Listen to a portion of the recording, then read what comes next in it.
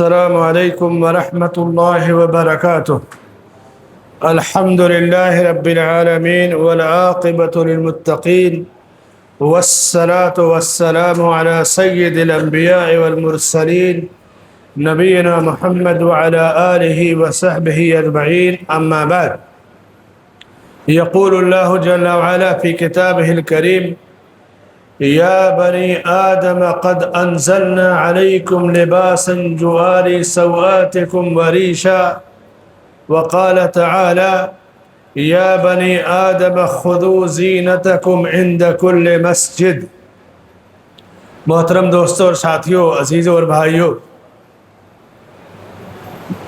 قرآن کریم کا ایک اہم پیغام پوری دنیا انسانیت کے نام یہ ہے کہ اے انسانوں، جس طرح ہم نے تمہیں پیدا کیا ہے نا، تمہیں کھانے پینے کے لیے روزی فراہم کی، پھل میوے غلے اور تمہارے لیے جانور چوپائے ساری سہولتیں پیدا کی، تمہاری بے پردگی کو یا تمہارے جسم کو چھپانے کے لیے لباس بھی نازل کیا. یہ لباس جو ہم پہنتے ہیں، یہ لباس بھی آسمان سے اترا ہے. ظاہر سی بات ہے کہ لباس کاپس سے اگر روئی سے بنتا ہے تو روئی کا درخت اور جھاڑ ہوتا ہے، ریشم سے بنتا ہے تو بھی درخت اور جھاڑ سے، یعنی لباس بھی ہم نے آسمان سے اتارا. جس طرح کھانا پینا آسمان سے اتارا، اسی طرح لباس بھی آسمان سے اتارا ہے. انسانیت سے خطاب ہے، اور اس کے بعد ان مسلمانوں سے خطاب ہے جو اللہ کی عبادت و بندگی کرتے ہیں. کہا کہ خذوا زینتکم عند کل مسجد، ہر نماز کے وقت اپنا لباس پہن لیا کرو. اس کے ترجمے بہت سارے لوگوں نے الگ الگ کیے، لیکن مولانا محمد جناگڑھی رحمۃ اللہ علیہ کا جو ترجمہ ہے نا، یہ بڑا پیارا ترجمہ ہے. کہتے ہیں کہ ہر نماز کے وقت اپنا لباس پہن لو، یعنی نماز کے علاوہ اوقات میں لباس الگ الگ ہوتے ہیں. ایک گاڑی کے میکینک کا لباس الگ ہوتا ہے، کمپنی میں جاب کرنے والے کا لباس الگ ہوتا ہے، ہاسپٹل میں سوئے ہوئے انسان کا لباس الگ ہوتا ہے،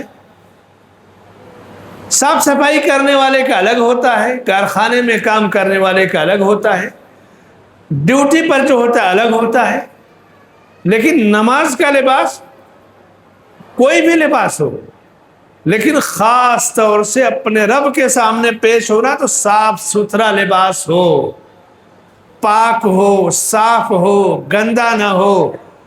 غیر مسلموں کے جو مذہبی لباس ہے ان جیسا نہ ہو، غیر مسلموں کی مذہبی جو تہذیب یا کلچر ہے اس طرح کا لباس نہ ہو، جسم پورا ڈھک جائے، ساتر ہو. یہ ہے نماز کے وقت اپنا لباس پہن لیا کرو. لباس اللہ کی ایک نعمت ہے. یہ لباس سے متعلق پہلے گفتگو. لباس اللہ کی بہت بڑی نعمت ہے. اللہ رب العالمین نے لباس کو ستر پوشی کے لیے نازل کیا. ستر پوشی کے علاوہ لباس سے آدمی زینت اور خوبصورتی حاصل کرتا ہے. آپ لباس وہی پرانا پہنے رہیں، پھٹے مجنوں کی طرح سے رہیں، اور ایک آدمی غسل کرے، صاف ستھرا لباس پہنے، کنگھی کرے، دونوں میں فرق ہے کہ نہیں؟ تو لباس سے جہاں ستر پوشی ہوتی ہے وہیں انسان زینت بھی حاصل کرتا ہے. یہ دوسرا فائدہ ہوا لباس سے. لباس سے آدمی سردی اور گرمی سے بچتا ہے. سردیوں کا لباس دیکھیے الگ ہوتا ہے. لباس کا تعلق دھرم یا مذہب سے نہیں ہوتا ہے. مذہبی لباس جیسے یہود کا لباس ہے، چرچ کے پہننے کا لباس ہے، سادھوؤں کا لباس، یہ لباس جو مذہب سے جڑے ہیں یہ نہیں پہننا. لباس کا تعلق موسم سے ہوتا ہے. جن علاقوں میں برف باری ہوتی ہے وہی کوٹ سب پہنتے ہیں، جن علاقوں میں گرمی ہوتی ہے کاٹن کا وہی کپڑا سب لوگ پہنتے ہیں. لباسوں کا تعلق موسم سے بھی جڑا ہوا ہے، تو سردی اور گرمی کو بھی اس سے بچانے کے لیے لباس ہے.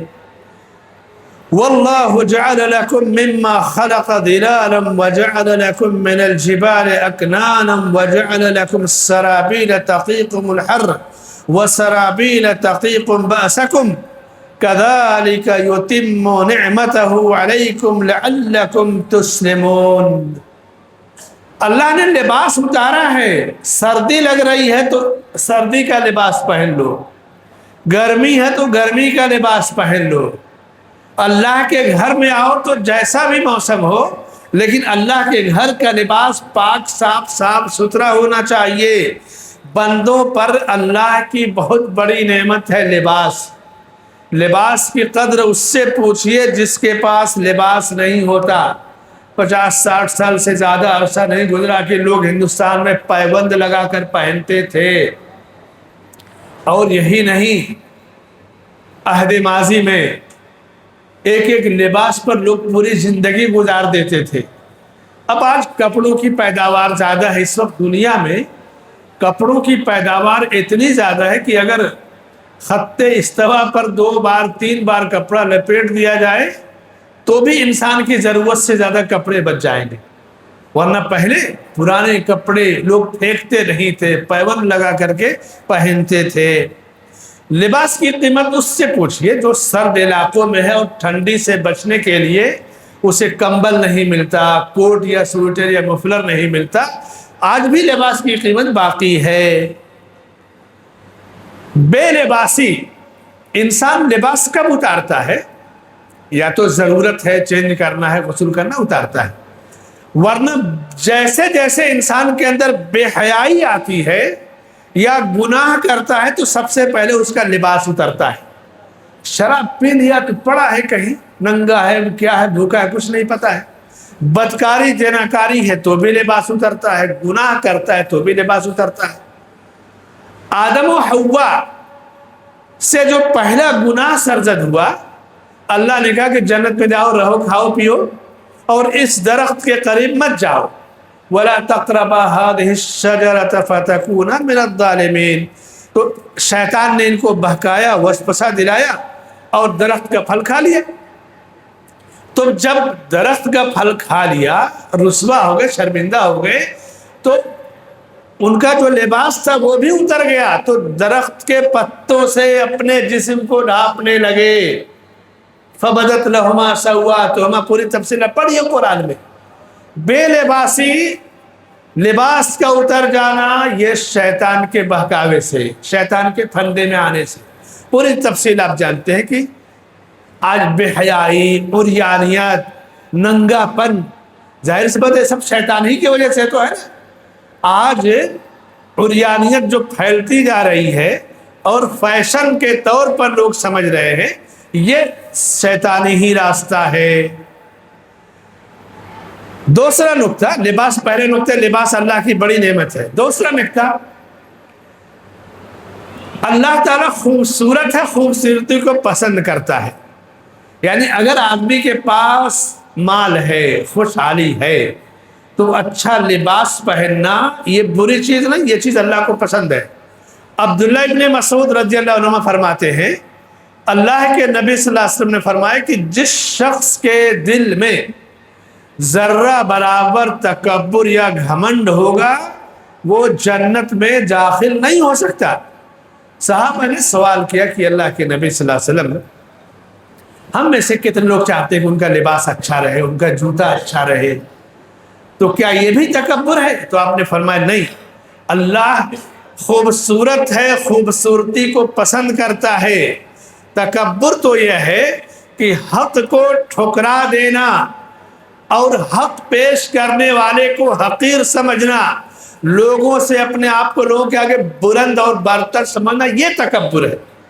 اچھا یا قیمتی لباس، بھائی جو جس لیول کا ہے، آپ 200-300 روپے میٹر والا بھی لباس پہن سکتے ہیں، اور آپ 2-4 ہزار روپے میٹر والا بھی لباس پہن سکتے ہیں۔ سب کا اسٹیٹس الگ الگ ہوتا ہے۔ ایک بار کیا ہوا، 2 سال پہلے کی بات ہے، بمبئی میں یہ جو عرب رومال لگاتے ہیں نا، تو مجھے ایک شیخ نے کہا کہ ذرا ایک رومال دیکھ لو، وہ ٹھنڈی والا جو عرب لگاتے ہیں۔ گیا مارکیٹ میں، بھنڈی بازار اور اس ایریے میں، تو رومال جو ہے 400-500 سے لے کے 10-20 ہزار تک کا بتایا، تو ایک رومال دکھایا مجھ کو 7,000 کا، تو مجھے مہنگا لگا، میں نے کہا 7,000 کا صرف رومال، یہ تو بہت مہنگا ہے۔ جب وہ آئے تو میں نے کہا چلیے دکان پہ دیکھ لیجیے، تو انہوں نے کہا یہ تو بہت سستا ہے، رخیص ہے، انہوں نے 4-5 خریدا۔ سب کا اسٹیٹس الگ ہوتا ہے اور سب کی پہچاننے کی کوالٹی الگ الگ ہوتی، سب لوگ ہر چیز نہیں پہچان پاتے برانڈیڈ، بھائی جو چیز استعمال کرے گا وہ پہچانے گا۔ تو اچھا لباس، اچھا جوتا، اچھا موزہ، کوئی حرج نہیں ہے، جس کو اللہ نے جتنا نوازا ہے نا اس لحاظ سے پہنے، لیکن اس پر فخر نہ کرے، گھمنڈ نہ کرے، اپنے آگے دوسروں کو حقیر نہ جانے، یہ بری چیز ہے۔ ورنہ اللہ تو خوبصورت ہے، خوبصورتی کو پسند کرتا ہے۔ خوبصورتی، زینت، صفائی، یہ ایسی عادت ہے جو اللہ کو پسند ہے کہ میرا بندہ خوبصورتی، زینت، صفائی کو پسند کرتا ہے۔ یہ جو پھٹا مجنو بن کے رہتا ہے نا سب کچھ ہوتے ہوئے، اللہ اسے نہیں پسند کرتا۔ یہ جو ننگے دھڑنگے صوفیہ یا درگاہوں پہ رہتے ہیں کہیں اللہ والے ہیں اور چرس کھینچتے رہیں گے، یہ سب شیطان کے چہرے ہیں۔ چرسی کبھی اللہ والا نہیں ہو سکتا ہے، بے نمازی کبھی اللہ والا نہیں ہو سکتا ہے۔ لباس کا مطلب کہ انسان کا جس سے سطر ڈھک جائے، چاہے قمیص ہو، چادر ہو، تہبند ہو، جبہ ہو، عمامہ ہو، جوتا ہو، ڈھک جائے۔ اب ایک چیز اور آتی ہے لباس میں، سر کا ڈھانکنا۔ ہمارے اہل حدیثوں کا ایک بڑا طبقہ کہتا ہے ٹوپی لگانا کوئی ضروری تھوڑا ہے، اور سارے ایسے ہی کھلے ہوئے سروں کے ساتھ نمازیں پڑھتے ہیں۔ ٹھیک ہے، نماز ہو جاتی ہے، کہیں ممانعت نہیں ہے۔ علامہ ابن قیم رحمہ اللہ فرماتے ہیں، حدیث نقل کرتے ہیں سنن ترمذی میں، اور اس کو صحیحہ میں شیخ البانی رحمہ اللہ نے ذکر کیا ہے کہ اللہ کے نبی صلی اللہ علیہ وسلم کے پاس ایک عمامہ تھا، ایک عمامہ پگڑی، اس کو باندھتے تھے اور اس کے نیچے ٹوپی لگاتے تھے، اور کبھی کبھی ٹوپی لگاتے اور عمامہ نہیں باندھتے تھے۔ 3 صورتیں ہوتی تھی آپ کے سر ڈھانکنے کی، ٹوپی اور پھر پگڑی، نمبر 1۔ نمبر 2 صرف ٹوپی بغیر پگڑی کے، نمبر 3 صرف عمامہ بغیر ٹوپی کی، یعنی ٹوپی نہیں لگاتے، صرف عمامہ باندھ لیتے تھے۔ تو 3 صورتیں ہوتی تھی آپ کے عمامہ باندھنے کی۔ شیخ الاسلام ابن تیمیہ رحمہ اللہ فرماتے ہیں کہ سروں کو کھلا رکھنا نہ صحابہ سے ثابت ہے، نہ تابعین سے ثابت ہے، نہ تو سلف صالحین سے ثابت ہے۔ کہیں ذکر نہیں کہ وہ سروں کو کھلا رکھتے تھے۔ اور شیخ البانی رحمہ اللہ تمام المنہ فقہ السنہ کی تعلیق اس میں فرماتے ہیں کہ سلف صالحین کے یہاں سر کو کھلا رکھنے کا کہیں ثبوت نہیں، یہ عادت اجنبیوں سے، اجنبی یعنی جو عرب ملکوں میں نہیں رہتے، وہ اجنبی دوسرے دنیا کے ملکوں سے آئے، اور اجنبی غیر مسلموں کو بھی کہا جاتا ہے کیونکہ اسلام اور مسلمان اجنبی نہیں ہوتا ہے، اور یہ ان کے یہاں سے عادتیں آئی۔ مسلمان علماء سلف صالحین سروں کو ڈھانکے رکھتے تھے، اور یہ تو سر کو ڈھانکنے کا ہوا۔ تھوڑی سی چھوٹ کیا ملی اہل حدیثوں کو کہ بس کہتے کوئی ضروری ہے، اور جانتے ہیں چھوٹ کہاں سے ملی؟ ایک روایت ام سلمہ رضی اللہ عنہ سے مروی ہے، کہتی ہیں اللہ کے نبی صلی اللہ علیہ وسلم رات کو قیام اللیل میں اٹھے، تہجد میں، آپ کے جسم پر ایک ہی کپڑا تھا، گھر میں جیسے تہجد پڑھے تو ایک جبہ، تو اس میں ہے کہ سر کھلا ہوا تھا۔ یہ کبھی کا ایک بار کا واقعہ ہے، یعنی جائز ہے، لیکن پوری زندگی میں صحابہ کا، تابعین کا، ائمہ محدثین سے سر کو ڈھانکنے کا ذکر ہے۔ اب ہوا یہ کہ ہمارے لوگوں نے تو سر کھلا ہی رکھا، اور دوسرے لوگوں نے ایسے پلاسٹک کی، ربڑ کی، وہی مکھی مچھر بیٹھی ہوئی ٹوپیاں رکھ دی مسجد میں۔ وہ ٹوپی پہن کے آدمی نہ بازار جا سکتا ہے، نہ ڈیوٹی پہ، نہ دکان، اب وہ سر پہ رکھ لیا نماز کے ٹائم۔ افراط و تفریط، اس ٹوپی کی بھی ضرورت نہیں، آپ جہاں تک گنجائش ہے شریعت کی پابندی کیجئے۔ یہ لباس کے تعلق سے ہوئی ایک چیز۔ ٹخنوں سے نیچے لباس پہننا یہ حرام ہے۔ اللہ کے نبی صلی اللہ علیہ وسلم فرماتے ہیں کہ ٹخنوں سے نیچے لباس کا جو حصہ ہوگا وہ جہنم میں ہوگا۔ یہ عام ہے، جو پہنا ہے اس کے لیے، اور دوسری صورت ٹخنوں سے لباس ہونے کی جو غرور یا گھمنڈ کی وجہ سے ٹخنے سے نیچے لباس ہوتا ہے، تو آپ نے فرمایا کہ من جر ثوبہ خیلا لم ينظر اللہ الیہ یوم القیامہ، جس نے تکبر کی وجہ سے اپنا لباس گھسیٹا، اللہ قیامت کے دن اس کی طرف نہیں دیکھے گا۔ اور دوسری روایت جس میں آپ یہ روایت صحیح بخاری کی اور دوسری روایت بھی صحیح بخاری کی، آپ نے فرمایا 3 قسم کے لوگ ہیں جن سے اللہ تعالیٰ قیامت کے دن نہ بات کرے گا، نہ ان کی طرف دیکھے گا، نہ ان کا تزکیہ کرے گا، بلکہ ان کے لیے دردناک عذاب ہے۔ تو جب یہ بات آپ نے فرمائی تو ابو ذر غفاری رضی اللہ عنہ نے کہا کہ خواب و خسروا، اے اللہ کے نبی یہ لوگ تو بڑے خسارے اور نقصان میں کون ہوں گے؟ تو آپ نے فرمایا کہ جو ٹخنے سے نیچے لباس پہنتا ہے، نمبر 1، نمبر 2 جو احسان جتائے، کسی کے ساتھ بھلائی کر کے کہہ رہے تم کو یاد ہے تم ایسے تھے تو میں نے مدد کیا، تمہارے باپ دادے کی کیا، احسان جتلانے والا۔ نمبر 3 جھوٹ بول کر اپنا مال بیچنے والا، جھوٹی قسم کھا کر کے اپنی تجارت چمکانے والا۔ یہ 3 کام حرام ہے اور تینوں کے لیے دردناک عذاب ہے۔ اب تیسرے نقطے کے پر آئیے، نماز کے اندر لباس ہمارا کیسا ہونا چاہیے؟ نماز میں اللہ کے نبی صلی اللہ علیہ وسلم نماز کا جو لباس ہوتا، ظاہر سی بات ہے صحابہ کا کھیتی باڑی اونٹ چرانے کا لباس، اس میں گوبر گندگی لگی، وہ پہن کے مسجد میں نہیں آتے تھے، گرجے نماز ہو جاتی، لیکن احترام کرتے اللہ کے گھر میں آنے کا۔ مسواک اور خوشبو آپ کو کیوں پسند تھی؟ مسواک سے منہ کی پاکیزگی ہے، رب کی رضامندی ہے، اور خوشبو سے مسجدیں معطر رہتی۔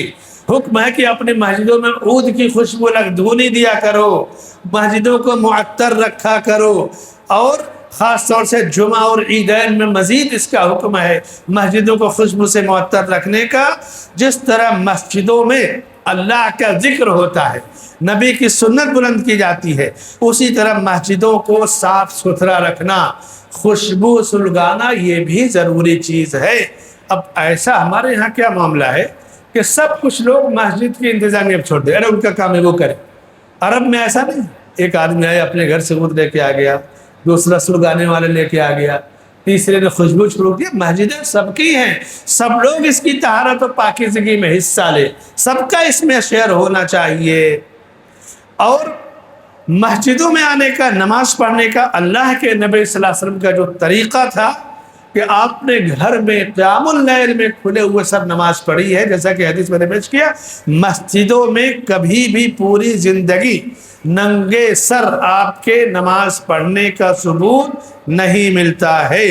حضرت نافع کہتے ہیں کہ مجھے عبداللہ ابن عمر رضی اللہ عنہ نے دیکھا کہ میں نے ایک ہی کپڑے میں نماز پڑھی، ایک کپڑے میں نماز، بھائی جبہ جب پہنیں گے پورا جسم ڈھک جائے گا۔ تو حضرت ابن عمر نے کہا کہ میں نے تم کو 2 کپڑا نہیں دیا تھا؟ تو میں نے کہا کہ انہوں نے پوچھا کہ تم کو 2 کپڑے دیے تھے نا؟ تو کہا کہ ہاں۔ تو کہا کہ سنو، اگر میں تم کو کسی گورنر کے پاس، وزیر کے پاس بھیجوں تو کیا تم اسی شکل میں جاؤ گے؟ میں نے کہا نہیں۔ تو کہا اللہ حق من تزین له او من تزینت له، مصنف اور بحقی کی روایت کی اللہ زیادہ حقدار ہے کہ اس کے سامنے کھڑے ہو تو زیب و زینت کے ساتھ کھڑے رہو۔ تمیم داری رضی اللہ تعالیٰ عنہ مشہور صحابی، الدین النصیحہ حدیث کی شرح میں نے کیا تھا، اس کے راوی، انہوں نے 1000 دینار میں ایک چادر خریدی۔ 1000 دینار معمولی نہیں ہوتا ہے، اگر آج کویت کا 1000 جوڑ تو کئی لاکھ ہو جائے گا دینار، ایک دینار 270-75 روپیہ ہوتا ہے، اب 1000 کا جوڑ لیجئے۔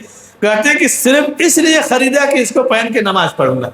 تو نماز کے لیے بہترین اور قیمتی لباس کا استعمال تمیم داری رضی اللہ تعالیٰ عنہ کرتے تھے۔ انسان جب اللہ کے دربار میں آتا ہے बहुत सारे लोग वही लोअर बनियाइन जो सोने वाला लिबास है वही पहन के चले आएंगे, कुछ लोग नाइटी ड्रेस पहन करके चले आएंगे, कुछ लोग ऐसा टी शर्ट और लोअर पहनेंगे कि जब सजदे में जाएंगे तो सतर खुल जाता है, पीछे की सब वाले देखते हैं कि उनकी शर्मगाह खुल गई, सतर खुल गया। ये चीज़ें अल्लाह को पसंद नहीं है। सोने वाला लिबास पहनकर मस्जिद में नहीं आना चाहिए, या जिससे सजदे में जाते वक्त सतर खुल जाए वो लिबास पहनकर नहीं आना चाहिए। यहाँ हमारे यहाँ जो बड़ा कीमती जुब्बा, बम्बई के पोश इलाके की एक मस्जिद में दर्स था, तो वहाँ के नौजवान एक जुब्बा होता ना, हाफ जुब्बा पहन कर आते थे। वो समझते कि हम बहुत अच्छा कर रहे हैं। मैंने कहा ये अरबों के यहाँ सोने वाला लिबास है, नाइटी लिबास है, और आप समझ लो कि बहुत सही कर रहे हो। नमाज और मस्जिदों का तशख्खुस बाकी रखना चाहिए, और अल्लाह के आगे खड़े होने मुनाजात की जो कैफियत है, हम अहले हदीसों पे ख़ास जिम्मेदारी होती है, इसलिए कि इस्लाम के सच्चे नुमाइंदे अहले हदीस हैं। जमात इस्लामी के मरकज़ पुशावर में उस मरदूद की गायबाना जनाजा पढ़ी गई जो कल जहन्नम रसीद हुआ। उसके अमीर इंजीनियर सादतुल्लाह हुसैनी का बयान अभी है मौजूद कि हमने इसको शहीद, ये शहीद है, अल्लाह इनकी शहादत कबूल फरमाए।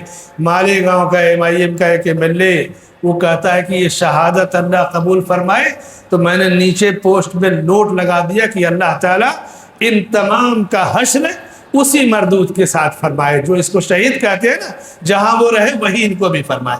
हम कोई हुक्म तो नहीं लगाते, लेकिन तुम जिससे मोहब्बत करते हो अल्लाह तुम्हारा हश्र उसी के साथ करे, बस। हम न हुक्म लगाते हैं न इल्ज़ाम लगाते हैं। अहले हदीस के अंदर कहीं कमी खलल है, लेकिन ईमान में, अक़ीदे में, मनहज की सलामती में कोई कमी नहीं। तो जो कमियां हैं हम उसे दूर कर ले मेरे भाइयों। सुन्नत से अजीज कोई चीज़ नहीं, शरीयत से प्यारी कोई चीज़ नहीं है। अल्लाह हमें और आपको इसकी तौफीक बख्शे, आमीन। वसल्लल्लाहु अला नबीना मुहम्मद व अला आलिहि व सहबिहि अजमईन। अहले हदीसों के, रुक जाइए 2 मिनट, अहले हदीसों के ताल्लुक़ से और एक नुक्ता सुनिए। हमारे यहाँ अहले हदीसों में जहाँ लिबास और इस चीज़ों का ख्याल नहीं है ना, वहीं उलमा की नाकदरी भी बहुत ज़्यादा है। जिस तरह दूसरों के यहाँ उलमा की इतनी कदर है कि हज़रत ने जो कह दिया वही है, हमारे उलमा कहते नहीं भाई हज़रत ने जो कह दिया वो नहीं। हज़रत अगर किताब व सुन्नत पेश कर रहे तो हमारे लिए हज़रत है, अगर मनमानी कह रहे तो हम नहीं मानते। ये अहले हदीस का मनहज है। लेकिन हुआ ये कि अहले हदीसों ने अपने उलमा की नाकदरी करना शुरू कर दिया, कोई हैसियत नहीं। साल भर हमारे अहले हदीस उलमा, आइम्मा, मुअज्जिरीन मसाजिद की खिदमत करते हैं, 10-20 हज़ार उनको सैलरी जो उनके खाने पीने के काम आती है। होना तो ये चाहिए कि हम में जो साहब सरवत है वो उनसे तन्हाई में पूछे, मौलाना साहब, इमाम साहब, मुअज्जिन साहब, कोई ज़रूरत आपकी, आप घास फूस झोपड़ी में रहते हैं, कैसे आपकी लाइफ है निजी घर की, पूछें उनकी जो ज़रूरतें हैं, खामोशी से हमें पूरी करनी चाहिए। ऐसा ना हो कि हम समझे कि बस हम तो जन्नत पा गए, किसी की फिक्र की क्या ज़रूरत है। तो उलमा का, अइम्मा का, मुअज्जिनीन का, खादिमीन का, इमामों का वो मकाम जो होना चाहिए वो आप अदा कीजिए, वो हक अदा कीजिए। रमज़ान में नेकियां और सवाब कमाने का ये भी एक ज़रिया है कि आपकी सिला रहमी और आपकी इनकम और कमाई का एक हिस्सा अपने उन लोगों के हक़ में खर्च कीजिए जो साल भर आपकी खिदमत करते हैं। ये होना चाहिए, सबसे ये दरख्वास्त भी है, और कमी खलल है तो उसको दूर भी कीजिए। अल्लाह ताला हमें और आपको इसकी तौफीक बख्शे, आमीन। वसल्लल्लाहु अला नबीना मुहम्मद व अला आलिहि व सहबिहि अजमईन।